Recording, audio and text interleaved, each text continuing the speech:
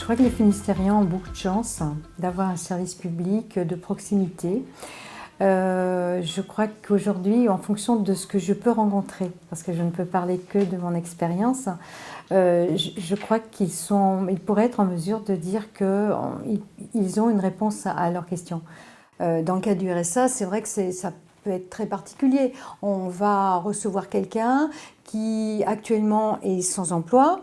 Donc ça veut dire, est-ce qu'aujourd'hui il est prêt à l'emploi? S'il n'est pas prêt à l'emploi, quels sont les freins? Et en fonction de ces freins, élaborer une stratégie qui va lui permettre petit à petit au moins d'avoir une perspective de parcours, de construire progressivement son parcours, de présenter les outils qui existent, puis au-delà de ça aussi de présenter ses droits, de présenter ses devoirs.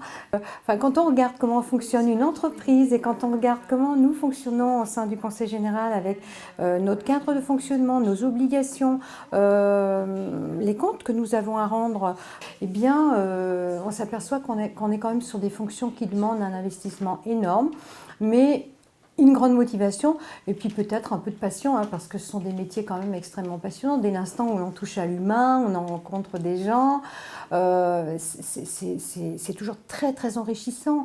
Je ne sais pas si vous pouvez imaginer la multitude de profils que nous rencontrons à travers ces bénéficiaires qui aujourd'hui sont en recherche d'emploi, mais qui ont tellement de compétences aussi. Ils ont tous des parcours différents. On va rencontrer des gens qui ont travaillé dans tout domaine confondu. On va rencontrer des artistes, on va rencontrer des gens qui n'ont jamais été en emploi. Et on a à construire avec eux. Enfin, c'est quand même assez extraordinaire, quoi. Et je pense que c'est... Voilà, moi je suis contente quand quelqu'un sort de mon bureau en disant oh là là, j'avais pas pensé à ça, vous m'avez donné envie de faire ça, vous m'avez donné un petit peu de perspective par rapport au parcours que j'envisageais.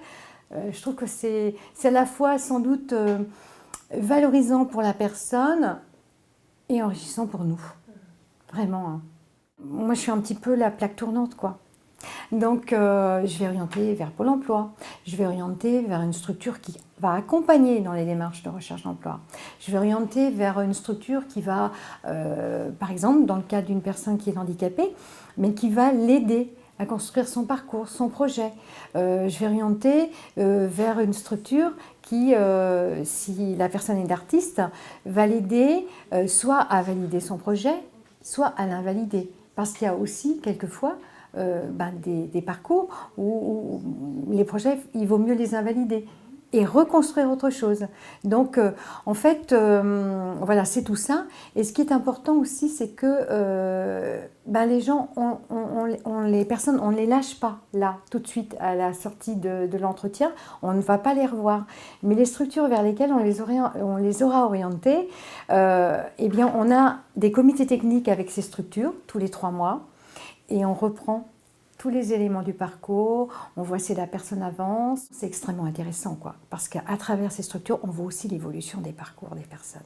On voit comment ils s'en sortent, on voit, ça y est, il n'y a plus de RSA, ils sont envolés, quoi. C'est magique quand les gens sont bien accompagnés. Voilà. Je suis Christine Pratt, conseillère RSA.